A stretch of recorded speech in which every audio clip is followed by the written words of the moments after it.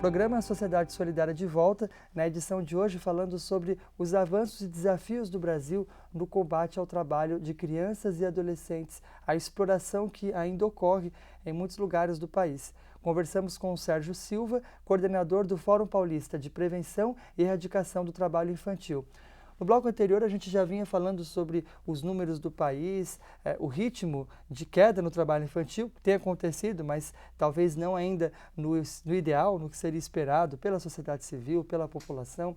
Agora, o que significa precisamente trabalho infantil? Quando que um adolescente pode trabalhar, por exemplo, dentro da lei?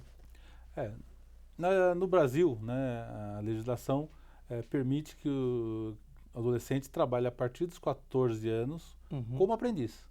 Né? Então, dos 14 ele pode entrar no programa de aprendizagem. Então, ele entra como aprendiz, ele vai ficar um período na empresa e vai ter uma parte de formação. Né? A partir dos 16 anos, ele já pode trabalhar com carteira assinada, né? Desde que não seja em trabalhos e situações de periculosidade, insalubridade. Então, por exemplo, lava rápido. Um garoto não pode trabalhar no lava rápido antes dos 16 anos, porque ele lida com um veículo, com produtos químicos. Então, por exemplo, é proibido um menor de 18 anos trabalhar em lava rápido. Então, existem algumas profissões, algumas carreiras que não permitem, que só podem trabalhar a partir dos 18 anos. Então, essa é a legislação. Então, tudo que não se enquadra nessa situação, então, se um garoto estiver trabalhando a partir dos 14 anos e não for como aprendiz, isso é trabalho infantil, é exploração. Ele não pode ser registrado, então provavelmente ele vai estar sem registro em carteira. E quando a gente fala sobre o trabalho infantil, essas formas que a lei não autoriza, a legislação ainda faz uma separação entre o trabalho infantil errado, né, de qualquer forma, mas as piores formas de trabalho infantil. Eu queria que o senhor explicasse para a gente o que são essas piores formas, por que a lei tem esse entendimento. Porque são os abusos, né? Então, a exploração sexual, né? Então, uma das piores formas, o trabalho infantil com o tráfico de drogas, comércio informal, trabalho infantil doméstico. Então, essas são caracterizadas as piores formas, né? Quer dizer, então é onde realmente, no caso da exploração sexual, uma criança, ela está trabalhando numa situação de prostituição, né? Quer dizer, então isso é inadmissível, né? Nós somos o que somos por dois motivos, pelas oportunidades e pelas escolhas. Quer dizer, uma criança que está numa situação dessa, ela não está tendo nenhuma oportunidade e nenhuma escolha, né? Ela está sendo escolhida. Então, e isso a gente já tem dados, pesquisas, por exemplo, uma criança que sofre esse tipo de abuso, no caso, em algumas regiões foram detectadas a questão da exploração sexual, e depois dessa criança ficar 1 ano ou 2 anos nessa situação, ela se torna uma profissional do sexo, né?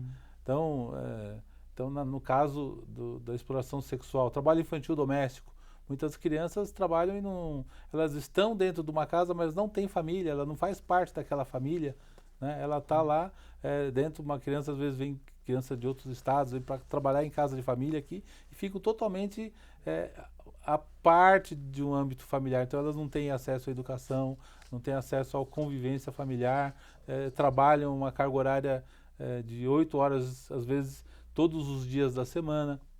Então é nessa situação que nós caracterizamos as piores formas, né, dentro desses temas, né? Trabalho infantil doméstico, exploração sexual, comércio informal, tráfico de drogas, né? Então são o que nós chamamos de piores formas. Realmente isso é algo que onde a gente tem que entrar a questão do combate, né? É caso de polícia, caso de fiscalização, todo um trabalho do Ministério Público do Trabalho, a questão da Polícia Federal, Polícia Rodoviária Federal, que faz um trabalho, a Polícia Rodoviária Federal junto ao Fórum, acompanhando todas as estradas, que é onde existe esse tipo de abuso, né? É interessante o senhor destacar a atuação da Polícia Rodoviária Federal, porque quando a gente fala sobre a questão da exploração sexual, isso historicamente no Brasil teve muito associado ao turismo sexual. Sim. A gente recebeu a Copa do Mundo recentemente, tem pela frente as Olimpíadas, o Brasil novamente virando um foco no turismo internacional, o estado de São Paulo cortado por rodovias, né, que ligam regiões importantes do nosso país. como é que a gente está nesse combate ao turismo sexual, até considerando o aprendizado que tivemos ao receber um evento de grande porte, como foi a Copa do Mundo. A Polícia Rodoviária Federal ela tem um trabalho exemplar em todo o Brasil e no estado de São Paulo também. Então, nas estradas, né, que você tem os motéis em estradas, eles fazem diligências desses motéis para verificar se existe naquele momento alguma criança menor de 18 anos que não é permitido, né? Então, todo um trabalho junto aos caminhoneiros, um trabalho de educação, né, sobre o tema. Então, isso que eu coloco, tanto uma dimensão educativa, né, que tem que ser feito, campanhas, e por outro lado também uma fiscalização, né? Então, o empresário dos motéis ele tem que saber que aquilo é proibido. Não pode entrar uma criança, tem que pedir documento, né? Então, se ele permite, ele está infringindo a lei, né? Então, a Polícia Federal tem feito o seu trabalho e aí você começa a ter um impacto, né, nas estradas, né? Então, realmente, eles estão de parabéns com esse trabalho, que é o trabalho de combate, de luta contra a exploração do trabalho infantil, nesse caso da pior forma, que é a exploração sexual. No caso da Copa, a gente sabe, o Brasil, essa imagem, né, que hoje nem tanto, mas no passado, do turismo sexual, né? Então, na Copa, a gente estava muito preocupado com como que isso ia se dar, né? Foi feito em todas as sedes e subsedes da Copa, foi feito um trabalho da sociedade, dos governos locais, né? Mas e a gente sabe que mesmo assim houve situações em locais onde ocorreram obras, né? Somente em São Paulo, no estádio onde foi construído, você teve, por exemplo, um aumento da exploração sexual na época em que estavam as construções das obras, né?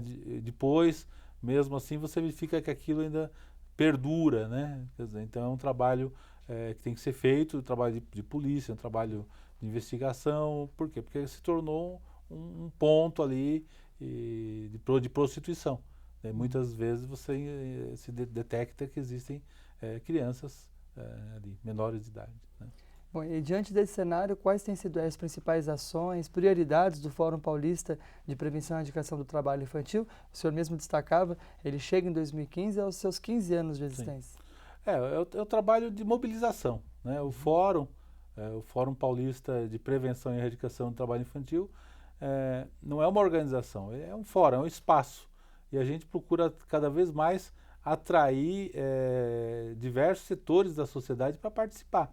Então, nós temos uma ação que é de regionalizar. Então, hoje nós estamos numa proposta de criar fóruns regionais, somente nas regiões críticas do estado. Está acompanhando, quer saber mais sobre o tema, sobre iniciativas no estado de São Paulo de combate ao trabalho infantil também dentro do fórum? Como pode fazer? Sim, primeiro, o Fórum Paulista ele se reúne mensalmente, sempre na última segunda-feira do mês, no auditório do Ministério Público do Trabalho, né, na rua Cubatão, número 322. Então, sempre na última segunda-feira do mês, às 14 horas, né, nós nos reunimos, estão todos convidados, é aberto ao público, né? Então você pode ir lá participar das discussões, buscar material, que nós temos material para levar para os comércios, enfim, para divulgar. Também temos o nosso site, que é o www.forumpaulista.com.br.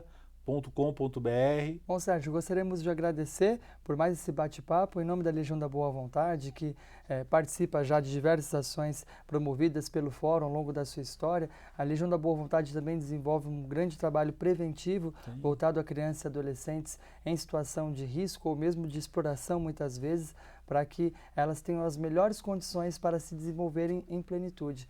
O diretor-presidente da LBV, o jornalista Paiva Neto, criador do programa Sociedade Solidária, inclusive em artigo referindo-se ao Dia Mundial de Combate ao Trabalho Infantil e a ações realizadas pelo Fórum Paulista, no artigo intitulado Proteção aos Pequeninos, afirmou: o ser humano, em especial a criança, é celeiro de realizações incessantes, é a verdadeira fortuna da civilização. Não pode permanecer cruelmente explorado, submetido à servidão e ao desprezo. Para ele devem ser criadas condições, por mínimas que sejam, de viver com dignidade qualquer tempo que haja vivido. E é com essa mensagem que nós finalizamos o programa de hoje. Que nós possamos proporcionar dignidade a tantas famílias brasileiras realmente nos vendo livres desse problema gravíssimo que é o trabalho infantil. Com essa mensagem, nós agradecemos também a sua presença. Sérgio, seja sempre muito bem-vindo à LBV.